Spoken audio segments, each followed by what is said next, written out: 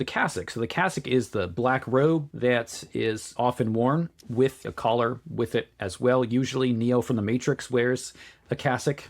If you don't know them from your experience in churches, you probably at least know that. It's really just based on what was the tunic of ancient Rome. And so people wore things like this, and then it became standardized for the use of Christian clergy. This is, for the majority of Christian history, really it's been pretty standard that some form of the cassock, now it's changed throughout the years, but some form of the cassock is pretty standard for clergy to wear. And that's true both in the East and the West. They have different forms of them. And it's only been more recently that the clerical collar has kind of taken the place of what was the cassock, and that the pastor or priest wears more of like what is just a modern suit rather than the cassock as regular dress. Cassocks, there are different kinds. The East actually has an inner and an outer cassock.